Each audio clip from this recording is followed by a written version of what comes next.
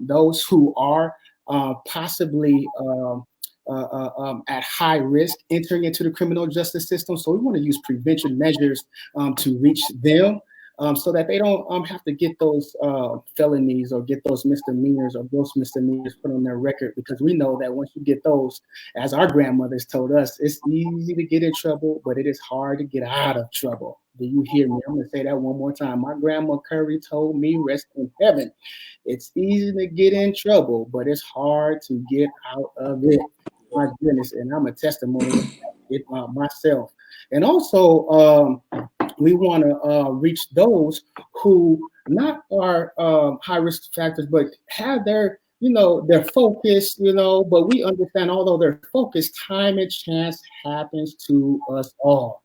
All right. We can never put our guards down. We can never stop, walking after the vision of which has been set before us. And so we want to encourage those who are already focused, already on that path, already purpose driven. We want to see how we could come alongside of them and enhance what they're already working with. And so that's one of the reasons we have these two beautiful souls here to encourage not just those who probably are at risk youth and young adults, but also those that are a little bit more focused, have their their purpose, they're motivated, etc. But then we have those who are actually in the criminal justice system, all right? And we need to be catching them so that they don't enter into the adult criminal justice system, or even worse, lose their lives. And so, man, we have two beautiful young adults. I mean, my goodness, I'm not going to steal their thunder. They are CEOs and founders. I mean, my goodness, of their own businesses, their own work. They are in their education, chasing after their degrees. They are music directors. They are all of that. So I'm going to, because I'm doing it no justice, I'm going to turn it over to KayLynn. KayLynn, why don't you tell us and the viewers that are online a little bit about yourself and Lanae's lashes, and then also your education, your major. God bless you. Okay, so hello everyone. Okay, my name, I'm not gonna do this today. I'm not. Okay, my name is KayLynn. And I am 21 years old. I am a senior biology major at the illustrious Morgan State University. And I also have a lash extension business, Lanae's Lashes, where I service my clients with individual lash extensions. I sell a couple of products, and I'm overall just kind of a busy human. Mm-hmm. Yes, ma'am. Yes, ma'am. Mm-hmm. All right, where are we going? We're going with my brother Dyril. We're going with nephew, man. What's going on, brother Dyril David Jr.? Tell us a little bit about you. Thank you for that, KayLynn. Man, how y'all doing? Nice to see y'all. My name is Dyril Davis Jr.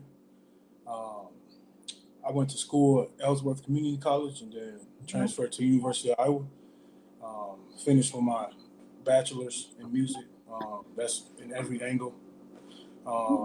Came back home now, full-time in church and ministry.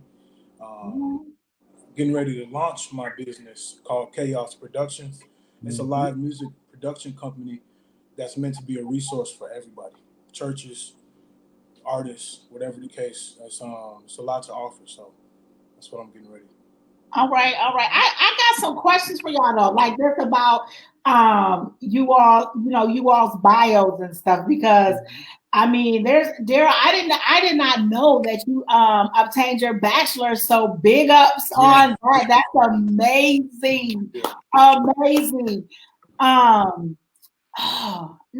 here I go. I done lost my train of thought just that quick. The devil is a lie. Anyways, you all are so young, and you all are doing, your thing with your own businesses. You're so focused. I just want to know from KayLynn, what made you and Dyril, like what made you all want to go down the path of being entrepreneurs and stepping out and opening up your own businesses? So for me, I honestly never did see it. And to this day, sometimes I still really don't for myself. Like, because think about it, I'm a bio major, but I'm doing lashes. It's two totally different worlds. So I do struggle with the conflict of that. Like, what are we doing, KayLynn? Are we going to do both? Are we going to do one of the two? Right. But it's like, we're here and we love it here. So I'm trying to just juggle both. But yeah, it wasn't really, I want to be an entrepreneur thing for me. But I will say, coming to school here at an HBCU, I was around a lot of entrepreneurs, young Black students selling candy or doing hair or selling juice at parties, like whatever. Like everybody's hustling out here. So I'm like, I need to make money too. I'm tired of calling my parents. I could do something. So it was really just that for me. Being a college kid, needed something to do. Yeah. And let me just say this, you're pretty successful. Like your business is pretty successful, right? Yes. Yeah, because I be seeing I never even imagined it. Like I really did not see it for myself, but yeah. I see them lashes. I be seeing them. I'll be like, huh, I want mine done. And I'll be like, no, I gotta get them off in 2 days. Can't get them. Yeah. But they are amazing. So you're doing your thing. Dyril, what made you want to step out into your own music production business? Man, I gotta say, the Lord, I've been on a path of purpose. That's right. And fulfilling that. So I'm just going where the Lord takes me. That's right. No matter the risk, I'm okay with rejection. So I'm doing it. I just been doing it. And I started with no plan years ago. I didn't even know what I was doing. I'm just doing it as a music director. Like I think I started at like 18, 19.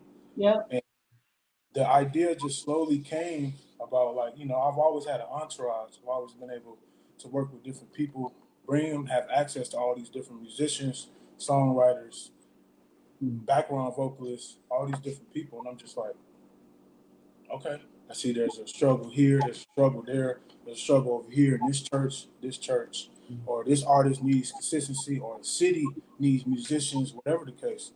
People gonna be able to call us. Yeah. Call the company like, oh yeah, we got this. If you need that, there you go. Yeah. So one last thing, and then I'm gonna turn it over to Miller. You're self-taught, right? Yes, self-taught. When I got started school, started learning how to read music and whatnot, but I started like 6, 7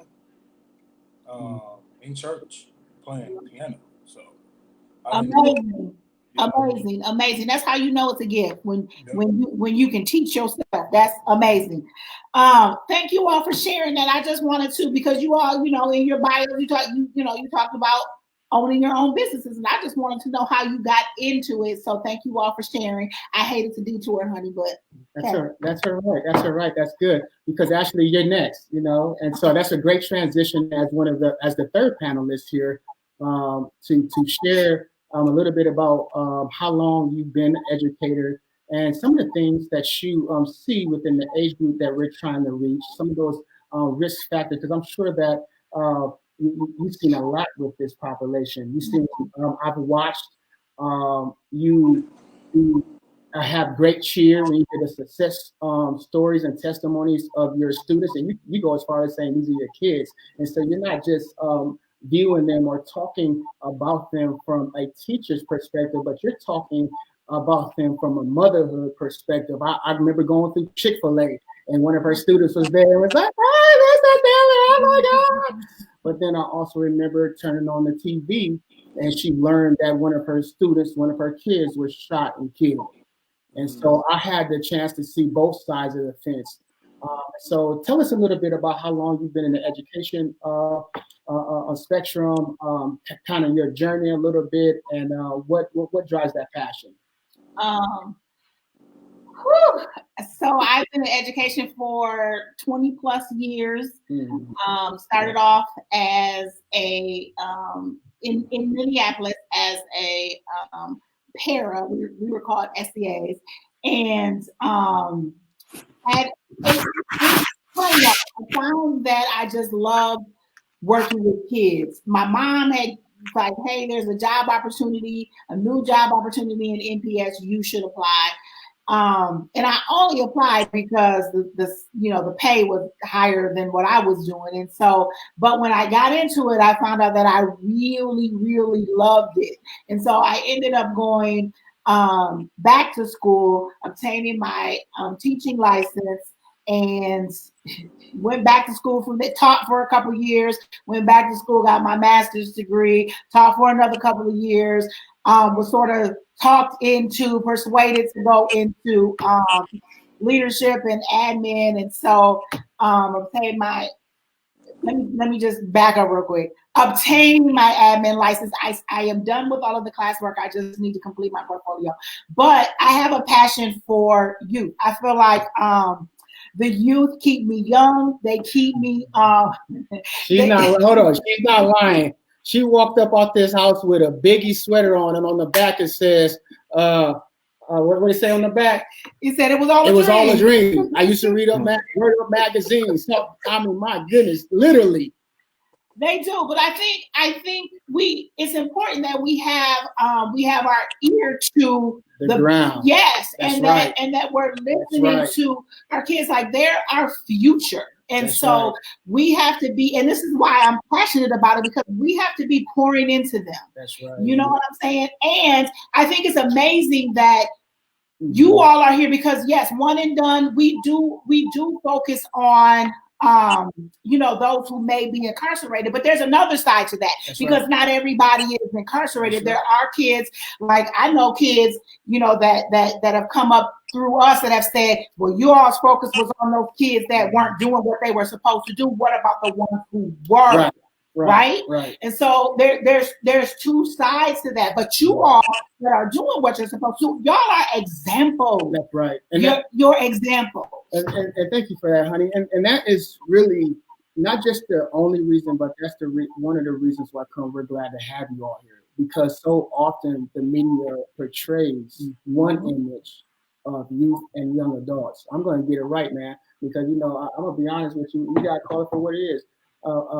These two individuals are young adults. Yeah. All right. And it's important for us. You said something very key.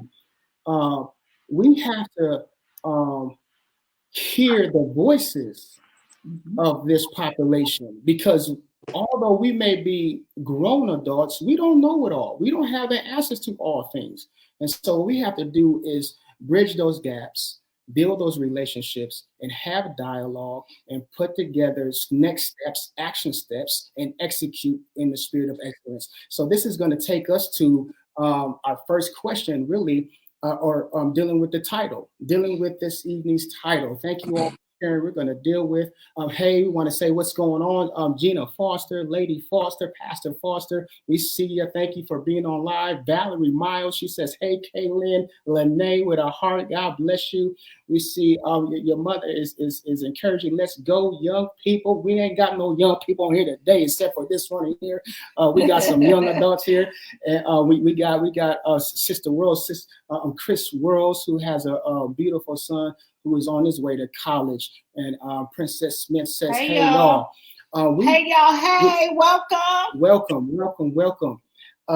Thank you for supporting. Let's deal with this week's title here. This week's title is Shattering Generational Cycles. And we're going to be building upon tonight's discussion using Ghost, Power Book 2, Ghost, all right, as a talking piece on tonight.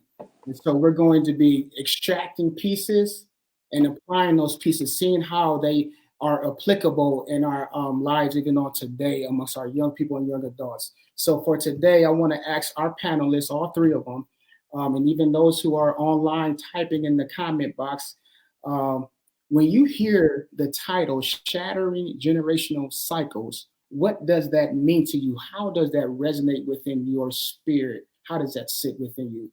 Brother Dyril Davis Jr., man, why don't you help us out? What are you thinking? How does that resonate with you? Honestly, it's real simple. Changing what I thought I knew. I like that. All right. I used, being young, especially during high school, early college, I thought I was already grown. You know what I mean? Yes. I didn't know things I had to change for myself that go far beyond me before I was even born.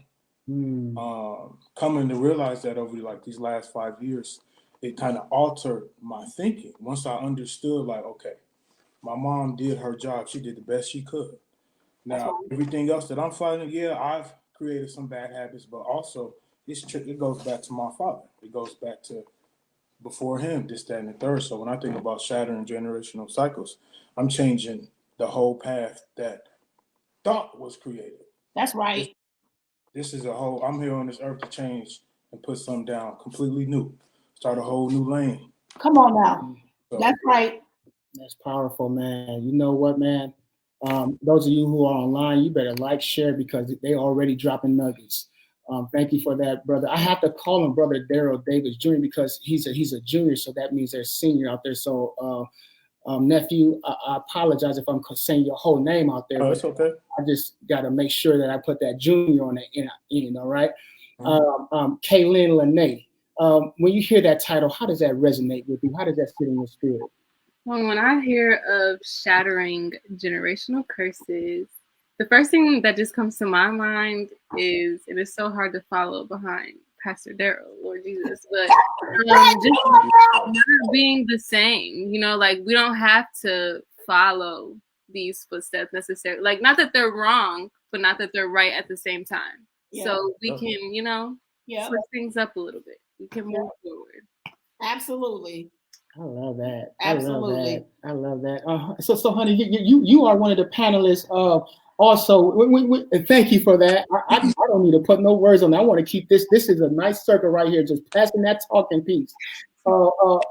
Nika, when you hear that title, Shattering Generational Cycles, how does that resonate with you? It just makes me think about a lot of the.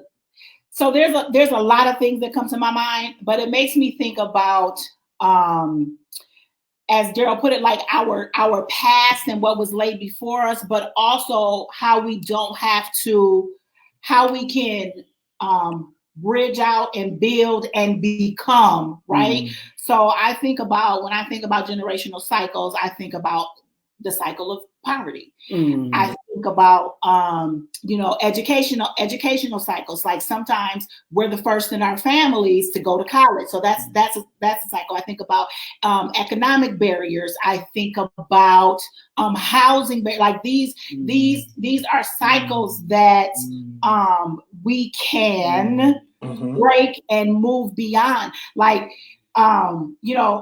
sometimes as a community, right, we become stuck because it's how we grow up and what we know, right? But when you're talking about breaking those cycles, it's not what we have, it's not where we have to stay, right?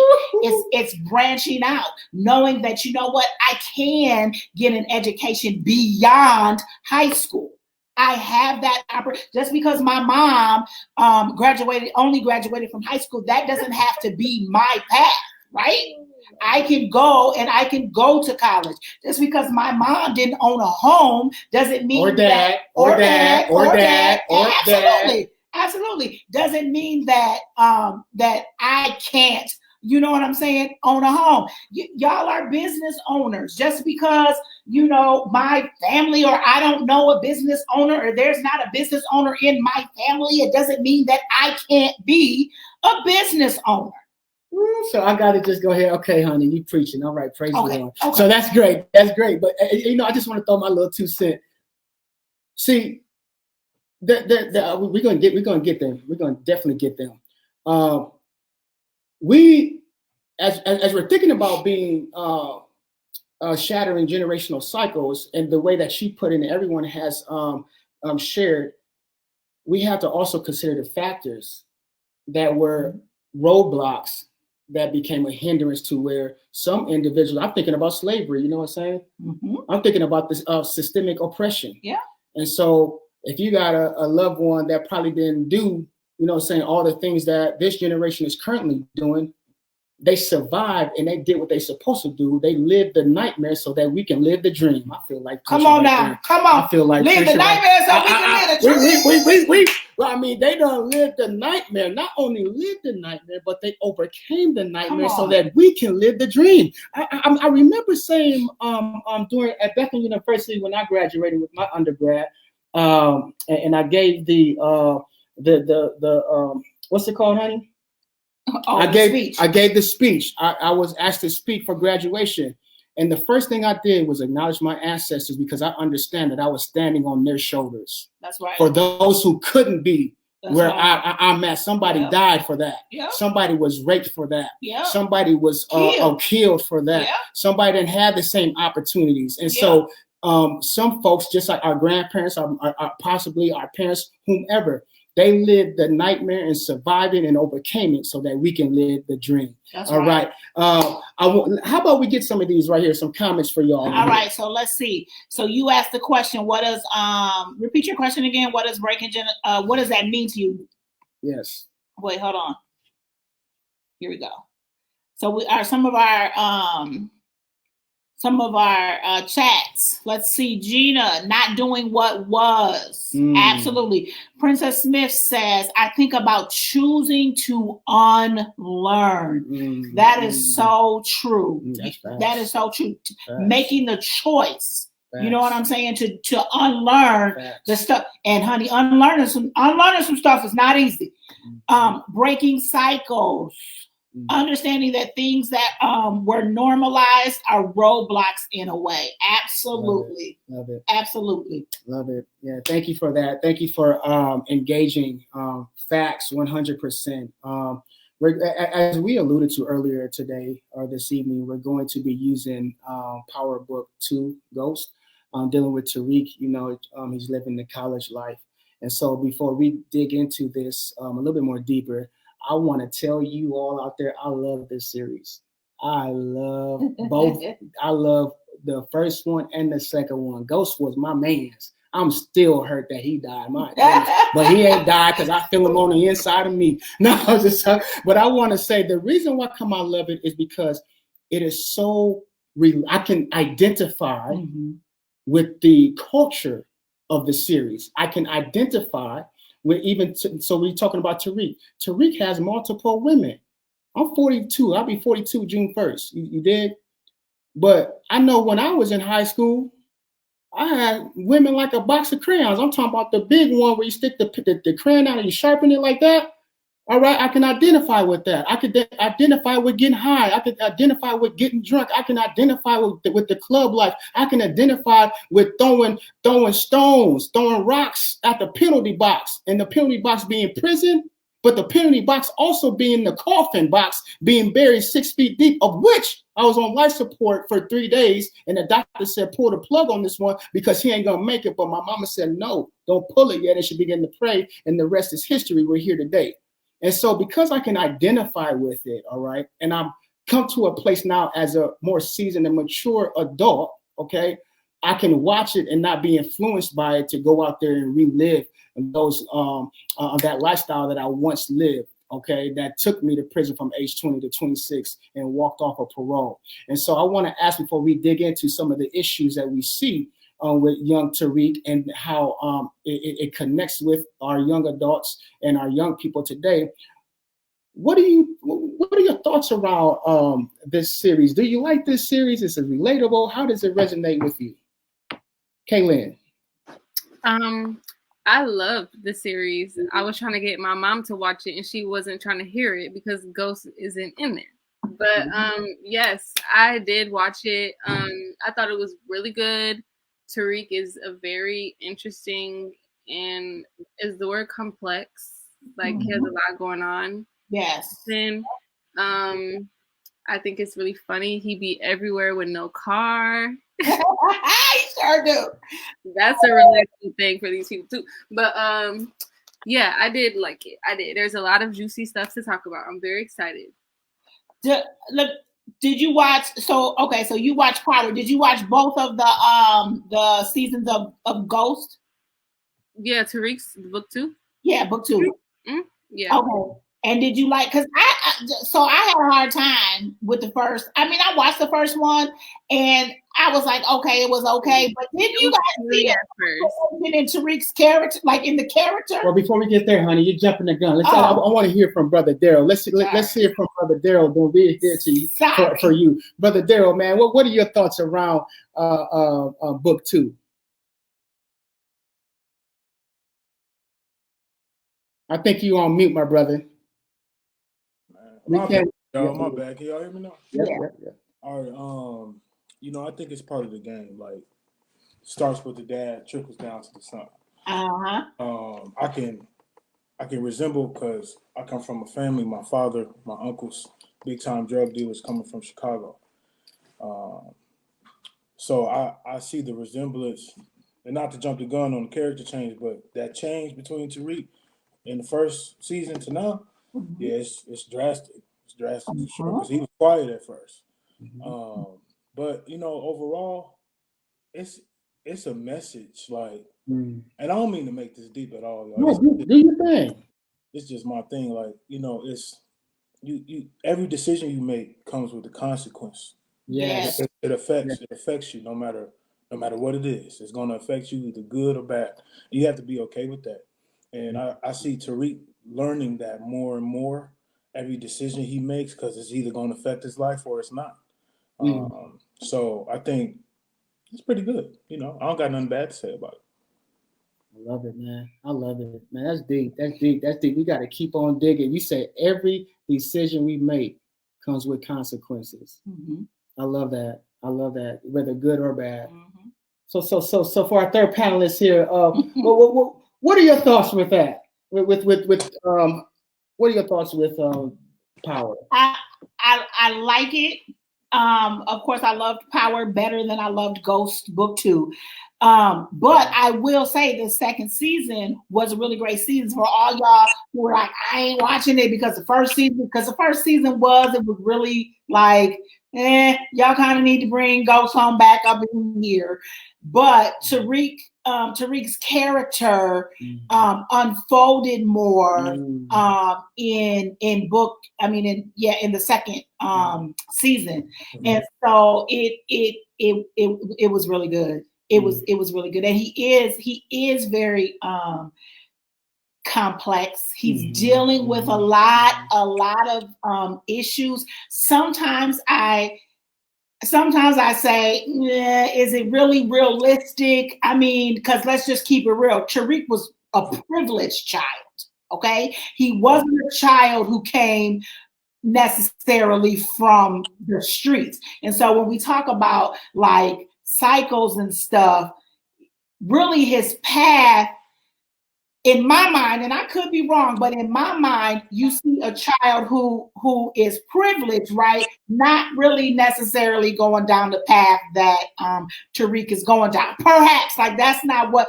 you always see. People who are privileged, they're I guess the perception is that they're going to go on the right path. So there are kids, we know, young adults and people who are privileged that get off into the wrong thing. But in our minds, I guess the way we're conditioned to believe is that when you have it all, when you're privileged, when you have, all of the things you need, you're not more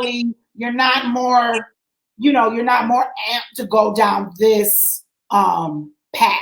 So I think about those things too, but I like it. I thought it was dope. Well, so let's talk about that. Let's squeeze that just a little bit more, because I think we have to. We talked about Tariq, and we talked about how he began to unfold and develop more and more into that beast. That's what I'm hearing. So in book 1, it kind of seemed like he still had that innocence, right? But he kind of was meddling, in some things. But then when we saw book 2, we saw him slowly but surely becoming his father. Okay, we saw him slowly but surely wanting to operate and function in that street life. And so, although he had a heart to want to do right, he also had a love for the street. And so he may have been rich with monetary gifts, the house, the money, and being able to go to college. But I believe he was also poor. I believe his parents set some bad examples before him, them cycles. So let's talk about the cycles. I believe I believe once it came. I mean, even in the earlier episodes, his mom allowed him to sell some dope. He saw some domestic violence. Come on, somebody in here. He saw his dad getting on his mom and his mom getting on him. He saw his father with different women. He saw the cycles of behaviors that are counterproductive towards being successful. And we have to understand something, that when we are kids, we may not be able to put the word to it, but that's what we call in academia adverse childhood experiences that causes trauma. That boy don't even know he was traumatized. Right. All right. He don't even know that over a period of time, his heart became hard and callous until the point he killed his own dad. You dig what I'm saying? And so he might have been rich with the house and rich with the money, but he was poor in his spirit. And so I want to ask us on tonight, how does that show up in our kids' lives on today, in our young adults' lives? And if so, how? Man, Come on now, sister. I'm asking KayLynn, was pausing. Come on, y'all. No. I just want you to clarify, because I had something else to say. But okay, say what your question again, though. Just clarify real quick. Okay, so the question becomes: although Tariq was rich with monetary gifts, he had the house, he had access to money, he had, everything that he needed, but he didn't have the internal riches. He didn't have the connection with his father. He didn't have the connection with his mother that was healthy. The connection that he did have is what he saw. So our environments, if our environments are unhealthy, what we see, comes into our hearts, and our actions become what has entered into our hearts. And that's how he got to killing his father, and that's how he became the beast that he is. If we recall, he's standing at the graveyard site, and he echoes something. He says, "Ghosts don't never die." And so he's saying, although his father is dead physically, his father's living on the inside of him, and he has become that. So my question becomes, do we see that today in our young adults? Do we see that today? Definitely. I mean, isn't that why we have school shooters and stuff? Okay. Because most of the time they come from pretty happy homes, and they're just getting bullied by one kid at school, and now they go and have access to guns, and they're shooting people, killing people. So yeah, that definitely is a thing in real life. And even what I was gonna say, the point I was holding was when Godmom was asking, like, is it realistic, And I really do think so, because think about, like, Tariq he was in the what's the word? The suburbs and stuff. We'll say he's suburban. He wasn't in the streets physically killing people and selling drugs, but he's just doing the same things on a higher level. So it is realistic. He's not meeting with the plug. He's meeting with lawyers, So I do think it's realistic, and I do think, yeah. Okay. How about you, brother Dyril Jr., man? What are your thoughts about going back to what you said? You kind of slowly but surely see the boy Tariq transitioning into this beast, or into the monster that we saw his father being. Is that something that we see happening within our communities and with our young people, young adults? Absolutely. I worked in a high school for 2 years. I loved it. I love working with kids, but I'd rather play, travel right now. But in that experience, influence is a huge thing. When Tariq met Kane, that changed the ball game for him. And people really don't talk about that part, because, like, that right there, if you really want to talk about what KayLynn was saying about him doing it at a higher level, that whole little moment he had with Kane really changed his whole thought process. So, in kids today, like, you have adults training kids to Mm-hmm. go kill, or teaching them how to go sell this and this, breaking it down, doing that and that. So it's like, yeah, it's realistic. It happens every day. Absolutely. What are you gonna say there? So what you said, Dyril, about Cain is true. And here's the issue, and somebody said it in the chat, Leandra. How can a child truly be connected with their parents if their parents are living a double life, right? So you got Tariq, who knows his dad is living this double life, right? But his dad won't be, he won't be honest, he won't be real. But then here comes Cain, right? Who now is in his ear and becomes this influence and is keeping it $1.50 about the streets, Well, everything. $1.50 about his dad. So as kids, we're very like we're impressionable as children, right? And his dad wasn't being honest, his dad wasn't being upfront, and he saw that. He wanted his dad to be, he maybe would have went down a different path if his dad was honest and upfront, but his dad was playing games like, oh, you want me to be this is what you want me to be, but you ain't that. That's not what you are. And now here I got Cain over here in my ear telling me what's real. And this is what I'm, he got money, he tough, he hard. I like what I see. I mean, he's what I see in the videos, he's what I see on TV. But he's not, but he doesn't have to be a father either. And he's actually using Tariq. And so we need to talk about that. Let's talk about, because we're bringing in other, so here we have Tariq in the center, right? We have Tariq in the center. And then we're talking about the social relationships. We're talking about parents. We're talking about Cain. We're talking about surrounding characters, right? And I want to say this because that's Hollywood, but this is the real life. Hollywood is depicting a picture of a culture that is true. But the difference between Hollywood and us living in our day-to-day lives is that, unlike Tariq, we go to jail. We're going to stay in jail. All right? Unlike Tariq, you know what I'm saying, you get caught up in the jam, it may just cost you your life. You dig what I'm saying? And so we need to talk about some of these risk factors. I want to call them risk factors. We talked about parenting, all right? Let's talk about these unhealthy relationships.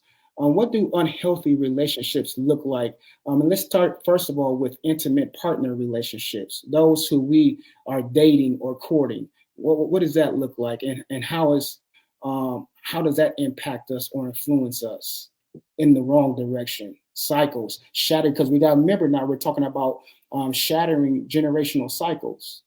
And how many of us, come on, I got to keep it 100. How many of us, we become baby mamas 2 times over until we go ahead and become wifey? We need to break that cycle too. So I'm gonna be honest with you. I'm talking to some nurses right now. I'm gonna talk about sexual transmitted diseases out here. I talk about the pistol not just being a pistol that you can put a clip in there, boom, boom, boom, and take somebody's life. But you mess around and lay down with somebody, you will wake up with something you can't shake. So let's talk about it. Let's talk about how our young people that are not getting the love from home, from their mom and from their dad, etc. Do we look for love in other places and get it misconstrued with lust? What's going on there? Because Tariq got multiple women. That's a big multiple women. Yep. Go ahead, KK. What? I'm sorry. I've been raising my hand for like 10 minutes, guys. Do your thing. Do your thing. Lust versus love. I'm gonna shout out my dad, Alan Foster. I think he's in here because one thing he did always make sure that I don't even know if he knows that I understood this, but knowing the difference between lust and love from a young age will help you a lot once you get older. And I hate that a lot of people really don't know the difference because, yes, it is a problem. So people who don't get the love from their parents or, family, siblings, I would say they're finding it in the wrong places and they're loving people that have lust for them. Or it's like they're really, and I have a friend, oh, it breaks my heart, but she really pours her all into other people who just look at her as like a regular person, and like she really just loves them with all of her heart and stuff like that. Is just really unfortunate, but and it does make them feel bad, like she's not a happy person. Like you're not happy because people aren't loving you back.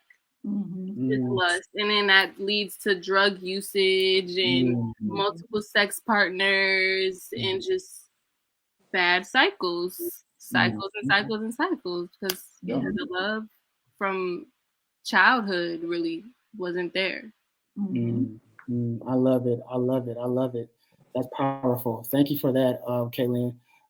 Brother Dyril, how do unhealthy intimate partner relationships impact our lives that we see in our young people and young adults, and even us adults? Let's come on, keep it 100. Just because you are grown in the age 30, 40, 50, don't mean that you mature. Let's talk about it. To give y'all an analogy, love and lust is like Saw games. Y'all seen the movie Saw? I haven't. Saw, the scary movie. Killing love and lust will cost you your life. That's what I'm getting to. It's dangerous. It's a dangerous game. I remember dating in high school, college. The women. I was trying to figure out why somebody couldn't match my love. I'm the nice person. I'm gonna go get you flowers. I'm gonna go do this and that. Da da da da da. And I didn't know they'd never experienced these things. I didn't know they didn't even know how to receive those things. And somebody that doesn't know how to receive love, they waste it. It's like they mistreat it. They don't know how to respond to it. They struggle with caring for it. So lust is something, at a young age, if I'm being transparent, having sex at a young age does matter, because if you don't understand the repercussions that come with having sex, transmitted diseases, getting somebody pregnant, getting multiple people pregnant at one time, you don't even know, 6 months apart. It's crazy, man. So I say when it comes to love and lust, you have to really understand the difference in lusting and love, like KayLynn said. And that's something I had to learn throughout high school and college. And thank God, So it's never too late, man. That's real talk. That's real spit. What do you want to see what we have in the chat there, Onika? Sure. I like that. Which ones? Filling voids. Absolutely. I think that was in response to what KayLynn was talking about. And then Leandra says, hey, Ashley. Leandra says, one day you woke up and you realize your whole life has been a lie because you did not know the difference between love and lust. But I think it goes back to, that's an amazing point, Leandra, but I think it goes back to what KayLynn said. She said something that was profound. She said that her dad showed her what love was. Now, if we want to take it back to Tariq, right? What happened in the show in Power, and then now we're seeing over in Ghost Book 2, right? His dad married to his mom, left his mom for another person, but he was back and forth for a minute, not knowing what he was going to do, and you have a whole child who is experiencing that. So then what is the takeaway from that as a child? And now we fast forward to Tariq's life, and we see he's in the same cycle. Yes. The same generational cycle. Come on now. And I want to touch on that too. So I got to keep it all the way 100 because, I see the hours far spent. Here's what it is. Tariq had 3 women, and I'm not going to talk about Diane, the Tata's daughter. I'm going to talk about Lauren and Effie. Effie. Lauren had Tariq's heart. Lauren was who Tariq wanted to be. Just like Ghost. Ghost said, man, you know what? I don't want to be in the game forever. I don't want to do this forever. I want out, as soon as we get a chance. And Tommy, saying he couldn't handle that. A lot of people couldn't handle that. And Tariq, he wanted to reach a certain goal too. And we know that because he told Mecca, give me 2 million. 2 million so he could take care of his sister, and 2 million so he could take care of his mom and get up out the game. And he's telling Braylon the same thing. I'm not going to be doing this forever. So we know that he valued life. He valued life, and he wanted the life that innocent life, that love life, that family life with Lauren. But also he was married to the game. That's what I want to talk about, man. You know, his heart was with Lauren, but he also was in love with the game. You know, the hustle, the grind, etc. And then he finds himself putting his relationship with Lauren at risk because of his risky behaviors. Okay, and so we have to understand something that I want to talk to the sisters right now, young sisters and young adults. It's important to get out of the cycle of being played. If that man don't love you, or if that young teenager don't love you, that young adult male don't love you, and he don't know what love is, we have to have enough love for ourselves to say, I'd rather chase after my dream. I'd rather go ahead and fulfill my vision. All right, I'd rather put in the work now so that I can enjoy the benefits or the fruit of my labor later. Because what happens if we don't get out of that cycle of manipulation and being deceived, we're going to go ahead and end up sabotaging our future because a knucklehead don't want to get his life together, and vice versa. I know lots of young teenage males and young adults that get turned out by an older woman. Okay, turned out by an older woman, a woman that been turned out to powder, been turned out to ecstasy, been turned out to a fast-paced lifestyle, and they get a hold of one of them young boys that thinks he's a player, that thinks that he got it going on, and the whole time, man, she's running game on him. And so we got to learn that the street life is a vicious cycle, and we also have to know that the street life don't have no respect or a person. And whenever the streets are done using us up, they're going to go to the next one. One thing we do know is that the street is going to always be out there, but we're not going to always be here. So we have to have a vision. We have to be living life with purpose. We have to be motivated and inspired to do the right thing, because if we don't, we're going to remain in a cycle, and that cycle will put us into that picture of which we saw on that flyer with Tariq in jail. What are you hearing right now? What are you hearing right now, KayLynn? I see you smiling over there. What are your thoughts with that? What do you think about that? So much. I'm trying to think back to like the beginning of that. Give me like 2 seconds. I was really listening though, and I had stuff to say. Ask me a question, a different one. That's all right. That's all right. That's all right. We'll come back to that. I know you have something to say. What do you honestly, you know, I have to agree with you with the young ladies. You know, it's important to be smart. It's important not to let yourself be blinded. Oh, I hate seeing it with my female friends.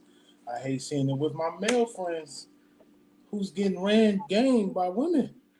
It doesn't, you know, one thing I learned as a man, growing in church too, like the love for a woman thrives from God, at least for me. I believe to love your wife, to love a woman thrives from God, because I don't know how to love you. I have to get taught how to love you. I have to get taught how to, you know what I mean? I could see a man treat my mom kindly, but I treated my mom kindly. I had to see that in church, apply them things to my mom also before I started doing it to other women. So, like, you know, you do have to watch out for the knuckleheads. You do have to watch out for the small talk that sounds sweet, that sounds pleasing to the ear, this, that, and the third. I think it's important to really understand you as a woman. You know, KayLynn, you 21, you know, I think as you get older, you know, just keep stepping in the woman that you are and be firm in that. A man can come and side talk you all day long, but that don't mean nothing, it's just words. And to the young man, it's okay to be attracted. Yeah, she cute. Yeah, she fine. That don't mean anything. You don't need her to trap you. Women love trapping men, just like men love trapping women. So I love it. Did it come back to you, KayLynn? Thank you for that, brother Dyril. Taking it all in. I wasn't really thinking of what to put out, but I agree with Dyril. The knuckleheads, they're gonna be knuckleheads, and like the streets aren't going nowhere, the knuckleheads aren't going nowhere either. So sometimes you gotta lock in and get yourself together, which is fine because again, is it lust or love? Is it lust or love? Boom. boom. And at this point, 9 times out of 10, it's lust. Yeah. So let's stay focused. Especially if we haven't grew up in a household or we haven't been introduced to what true love is. Yeah. Right. We're only mimicking. And We're only mimicking what we know. That's right. We can't live out what's not on the inside of us. That's right. And so that's why I said it when you opened up, KayLynn. And somebody put it in there, and you too, Dyril. You said just reinventing the wheel. You know what I'm saying? Cutting off the old and creating new paths. Creating my own destiny. You know what I'm saying? So that's very powerful. What we have to understand that some of the things we've been taught has been false teachings. We don't have to discard those teachings because we can use them as tutors to learn from on what not to do, all right, and what to do and how to build upon those. That true foundation has already been laid. What are you thinking? I'm just thinking a lot about self-love and being taught self-love. It's okay to love yourself because when you love yourself, you're not falling for the okie doke. You're not falling for the knucklehead who wants to whisper sweet nothings in your ear. But again, that goes back to being taught. You know what I'm saying? In the home, and if it's not in the home, being taught by somebody who cares for you, being taught in the church, however it goes. But self-love is important because when you love yourself, you will know when something ain't right, and you won't settle. You will choose not to accept it now, because that's not what love is. That's not what it should be. That's not what it feels like. You'll know. That's powerful. We're seeing here. Thank you for that. We're seeing Miss Trina Lawson saying the street life has no boundaries, no moral. You be the change. That's right. You be the change. I love that. Miss Princess Smith is saying, Dyril, you better preach. The knuckleless heads. Man, if you don't speak on it, I mean, they're just going crazy. Mad support for the both of you all. Self-love. Self-love is where it's at. So before we get to self-love, we got to deal with that hurt. We got to go to the core. And sometimes go to the core. Go ahead, sister. What are you gonna say, KayLynn? Go ahead. Those root from the generational curses.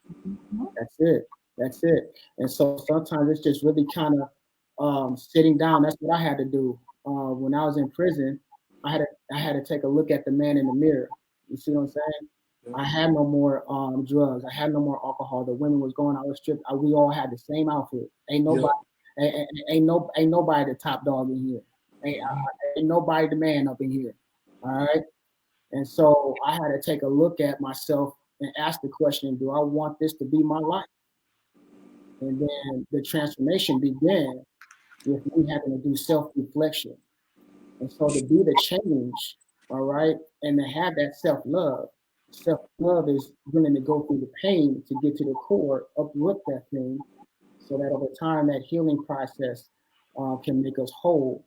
And then we can learn how to love, truly love, so that we can pour it out into others. That's breaking that generational cycle. I want to ask you this question here. We know that Tariq had he valued. If I think about counting the cost, okay. Let's think about counting the cost. Counting the cost. We talked about if we do something, what's it going to jeopardize or put at risk of us losing? All right. And so we know that Tariq valued his sister. We know that he valued his mother. We know that he valued, a better life with Lauren. but we also know that his behavior that he exemplified put him in jail, and that was the cost. All right, that he sabotaged that he sabotaged the values for it. So I want to ask you to, what is valuable in your life, brother Dyril Jr. Man, what is valuable to you? What's valuable to me? My relationship with the Lord. Amen. That's the most valuable thing. Every step is guided. Every decision is. I ask for permission first, and that took me a while to get into because I didn't know how to apply certain things in my relationship just yet, and it really just talks for me to walk on my own. And you really don't. I believe that's when you really are on the journey, when you're walking on your own with God, because at this point it's just you and Him. Ain't nobody else where He's taking you, how He's taking you. So I think that's the most valuable thing to me. And then next is music. Music has been a part of my life for many years. Changed my life. It saved me, kept me out of trouble, and it's only just been changing my life by the day, by the week, by the year. So it all goes back to God, and that's something I can appreciate, longevity. I love it. I love it. Thank you, brother Dyril. KayLynn, Lanae, Lashes. What are some things that you value?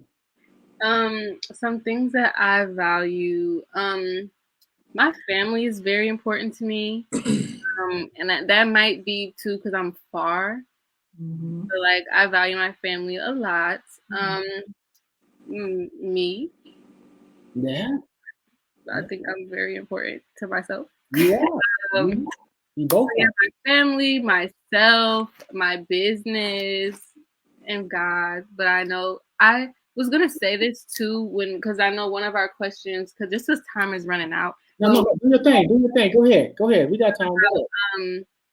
Like obtaining and retaining success. Yeah. And I just want to say, like, I know for a fact that if I prayed more, I would be more successful. And it's like I often, like when you guys ask, did I see myself being an entrepreneur and stuff like that? And it's like, no, because this isn't stuff that I prayed for. Yeah. But I feel like God still did this for me. So if I did put in that effort to pray and give Him back what He's, given me, it would just be, so much bigger. Wow. Yes. You. I hope the young adults caught that. You preaching, you saying a word now with that.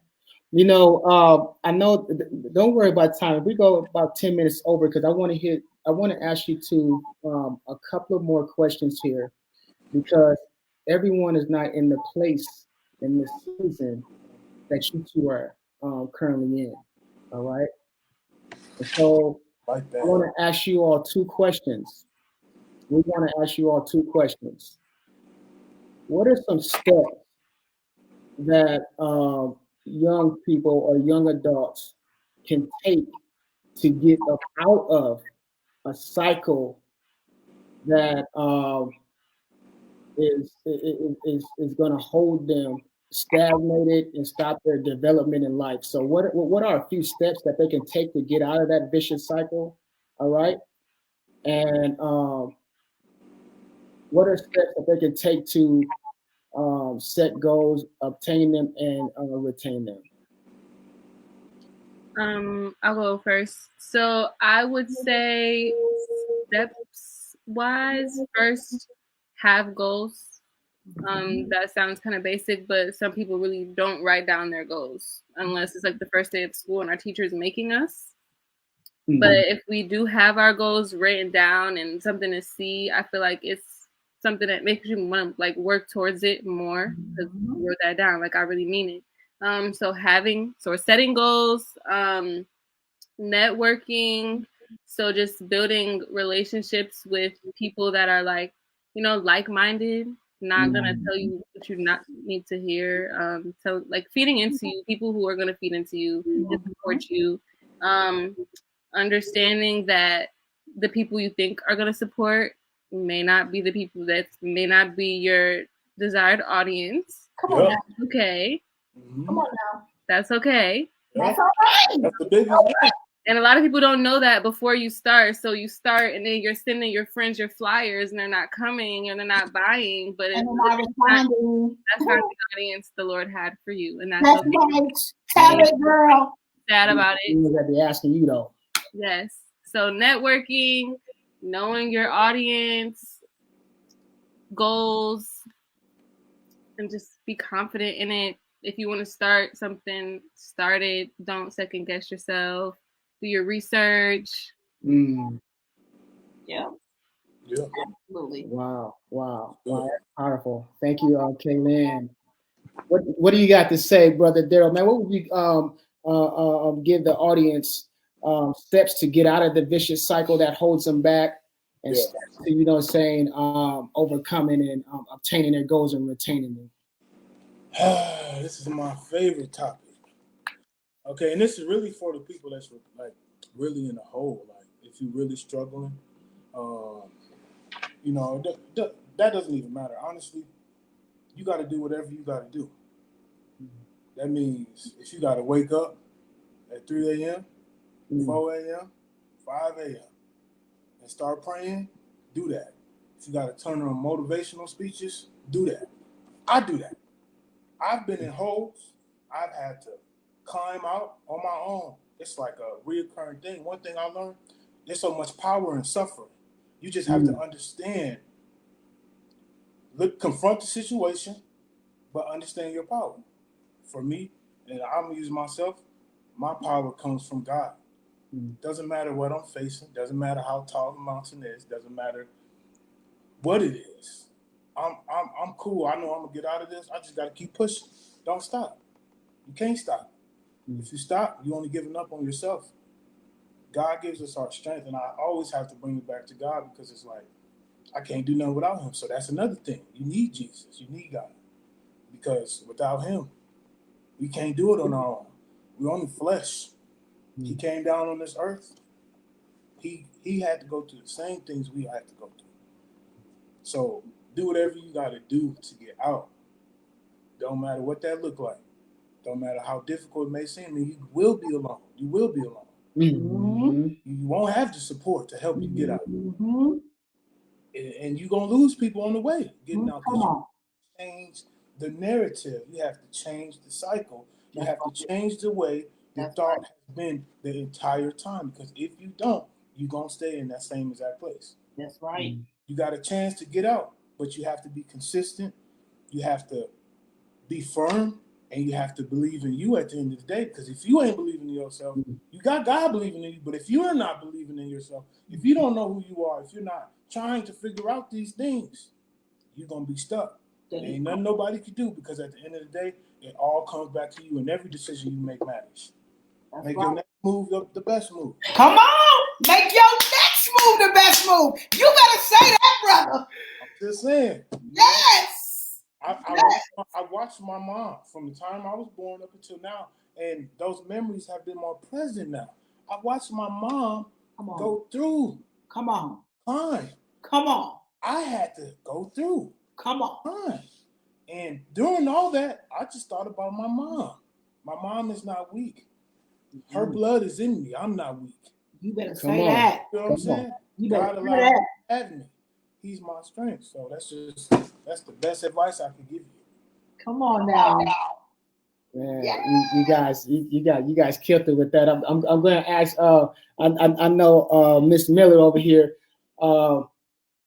Encourage, because you Gen X, millennials, you Gen X. Okay. What would you say to encourage the millennial population right now? To just encourage us. Leave us with some closing remarks. Yeah, you know what? Y'all are amazing. Y'all are amazing. You are examples, definitely examples. What you all said, you hit the nail on the head. KayLynn, you said write your goals down. Listen, you got to see it before you see it. Write the vision and make it plain. period. Write them goals down and then write the steps to accomplishing each goal. That's what you do. So y'all hit it on the head. Dyril, you said there is power in suffering. And a lot of times we don't want to admit that, but there is, because when you come out of that on the other side, you see this here? Baby, you got them muscles. So then you start feeling like, okay, so this next hill I gotta climb, I can climb it. You feel me? Yeah. Y'all, listen, y'all are amazing, amazing, amazing young people. You guys are examples, not just for young people, but for us all. For like, us. come on now. Yeah. Like, we got Lanae's Lashes, we got Dyril with his Productions. Come on, Chaos Productions. Yeah, amazing. Can I chime in? Hold on, and here's the thing, y'all just took that leap. You just stepped out. You want like a lot of us are scared, are nervous to take that step and leap, but y'all just took that. I'm gonna do this. Is what I'm gonna do, and you're doing it. So big ups to y'all. Go ahead, Dyril. Yeah, help us out, brother Dyril. I just wanted to go back to the question you asked about what things are valuable, because of something you just said. Something else that's valuable to me is like y'all, the people I'm connected to, the people I've been connected to over the years in and out of church. Like y'all have been the most valuable thing, because in all this, we watched y'all growing. As I'm growing up, I watched you. You know what I'm saying? Earl, from a man to man, like now it's like, man, I watched you. I appreciate you. I thank you for everything. Onika, I thank you. I watched you. Everybody else that's watching, y'all have been the most valuable thing. And in that now today, like that's just something y'all get to see, the things y'all planted in us, you know. And without a vision, if you can't see the vision, come on, don't get too far. I'm gonna chime in again. I only come on Facebook to post for y'all because I just love it. I love it because you guys, I don't know, like you saw me when I was little, and now I'm here, you know. Right. Oh my God. Y'all don't know KK's that's my goddaughter. That's my baby, honey. I was in the birthing room, baby. I love you guys. Watching, commenting, yes. Really, you guys mean so much to us still, even though it's been 10, 15 years. Yeah, you're all remembered and valued and loved. Amen. Look here. I want you all, KayLynn and Dyril Jr., go back either on the one and done page, or if you shared it, then go take a look at these comments. Go look at you all supporters. They pouring into you right now. I'm talking about they are behind you, supporting with the pom-poms in their hand. We love you. They saying, man, good words. They're telling you how excellent you're doing. Let those words become the fuel to continue to motivate you and inspire you to keep doing what you're already doing. Not to get to doing it because you're already doing it, but to keep doing what you're already doing. That's right. All right. And don't let no one, no devil in hell, detour you from your purpose in life, from your goals, from your dreams. And I want to also say this, because we always don't feel like we're on the mountaintop. Sometimes we get weak. When you feel like you're getting weak, it's okay to go and find that accountability partner. Go find that mentor. Go find that loved one who you can trust, who's a confidant, who you can confide in, and that you don't got to worry about them telling all your business, and let them pour into you, regenerate you, so that you can continue to do the work that you need to do.